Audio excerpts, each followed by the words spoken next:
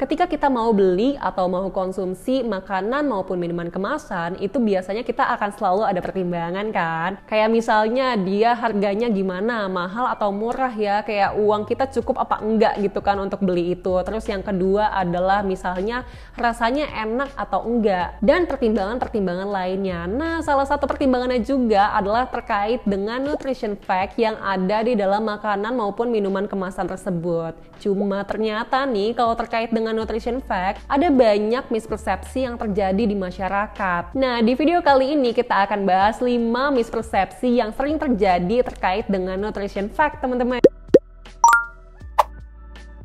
Assalamualaikum, halo, selamat datang kembali di channel Fani Utami, channel tentang kesehatan, pendidikan kedokteran, dan pengembangan diri. Jadi kali ini aku akan bahas tentang nutrition fact atau informasi nilai gizi. Beberapa hari lalu aku habis ikutan e-course dari Stanford Medicine di EDX, membahas tentang makanan dan kesehatan, teman-teman, dan di situ aku menemukan kalau ada beberapa hal yang seringkali orang salah paham terkait dengan nutrition fact, dan kalau aku lihat-lihat itu relate banget juga sama orang-orang di Indonesia. Orang Indonesia kalau dari kacamata aku ya, aku juga melihat banyak yang salah persepsi terkait itu. Bahkan dulu sebelum aku masuk ke kedokteran, aku adalah salah satu orang yang juga salah paham terkait dengan hal itu. Nah, kira-kira teman-teman salah paham juga atau udah bener nih pemahaman yang terkait dengan nutrition fact? Untuk tahu itu kita akan bahas. Mispersepsi yang pertama adalah nutrition fact yang ada di kemasan itu artinya berlaku untuk satu kemasan tersebut. Nah, ini banyak banget yang mispersepsi terkait dengan ini. Bahkan dulu ya, kalau nggak salah sekitar aku SMP gitu, aku mulai notice kalau di kemasan itu ada yang namanya informasi nilai gizi atau nutrition fact. Terus aku lihat-lihat gitu kan.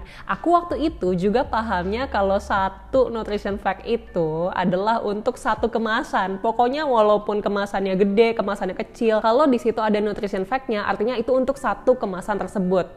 Padahal itu keliru, teman-teman. Dan ternyata banyak orang yang juga keliru terkait ini. Jadi nutrition fact yang ada di bungkus kemasan itu harus diperhatikan karena ada yang namanya takaran saji dan sajian perkemasan. Misalnya nih teman-teman makan biskuit atau misalnya minum susu yang gede sama yang kecil itu pasti akan berbeda dari takaran saji dan sajian perkemasannya. Untuk informasi nilai gizi yang ada di bungkusnya itu bukan untuk satu kemasan tapi hanya untuk satu sajian perkemasan. Jadi sekarang kalau lihat nutrition fact atau informasi nilai gizi, lihat juga sajian perkemasan dan takaran sajinya, teman-teman. Yang kedua, total fat atau lemak total tinggi itu sudah pasti tidak sehat. Nah, ini sebenarnya belum tentu, teman-teman. Tergantung, karena kita harus lihat juga nih, sebenarnya lemak totalnya itu terdiri dari lemak yang seperti apa. Karena lemak itu bukan cuma satu jenis, teman-teman. Lemak itu ada pecahannya lagi, ada kategorinya lagi, ada lemak jenuh, ada lemak tidak jenuh, gitu kan. Jadi kita harus tahu nih teman-teman jenis lemaknya apa. Cuma memang kekurangannya saat ini kalau kita menemukan makanan kemasan itu nggak melulu dicantumkan detailnya, nggak melulu dicantumkan oh ini jenis lemaknya maksudnya sekian persen atau sekian gram lemak jenuh loh, atau sekian gram adalah lemak tidak jenuh. Nah, banyak yang memang pada saat ini makanan kemasan tidak mencantumkan secara detail terkait dengan itu, makanya kita juga agak sulit nih untuk tahu hal itu. Mispersepsi ketiga, rendah lemak atau tanpa lemak sudah pasti sehat. Nah, ini juga jadi salah satu hal yang banyak orang salah paham. Belum tentu suatu makanan kemasan yang rendah lemak atau tanpa lemak itu sudah pasti sehat. Karena ketika kita melihat suatu makanan, kita jangan cuma melihat satu komponen nutrisinya doang. Karena di dalam satu makanan pastinya bukan cuma ada komponen lemaknya doang kan di situ.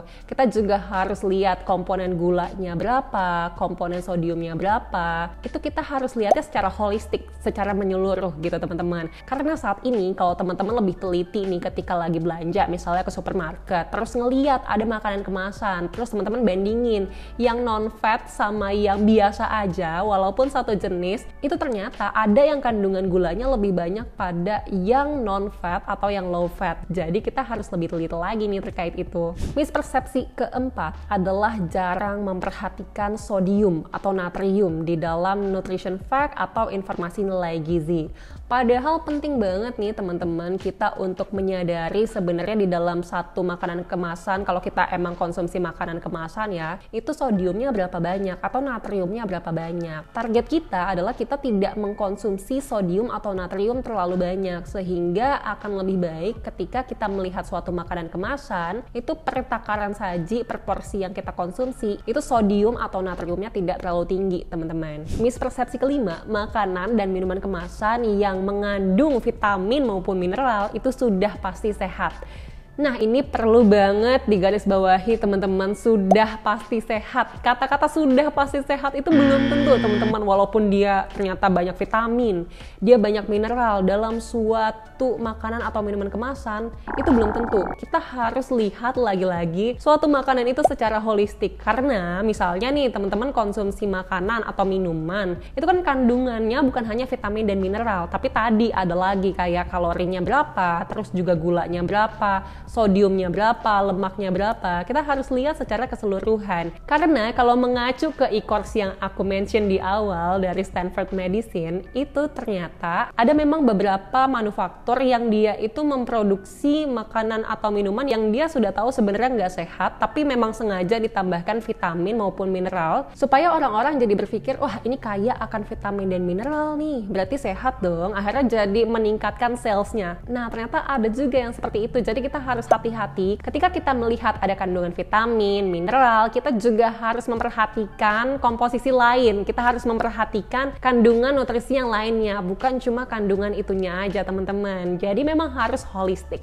Itu dia 5 mispersepsi yang sering terjadi di masyarakat terkait dengan cara memahami informasi nilai gizi atau nutrition fact. Teman-teman, semoga setelah menonton video ini jadi semakin paham dan sudah tidak lagi mispersepsi terkait dengan ini. Sebenarnya kuncinya satu, ketika kita mau melihat suatu makanan kemasan atau minuman kemasan, kita harus melihatnya secara holistik. Jangan cuma ngelihat satu atau dua komponen nutrisinya doang. Karena di makanan bukan cuma satu atau dua komponen nutrisi yang ada di situ. Jadi kita harus lihat secara keseluruhan. Sekian video kali ini, semoga video ini berguna. Kalau teman-teman ada masukan, pertanyaan, silahkan tulis di kolom komentar. Terima kasih sudah menonton. Bye!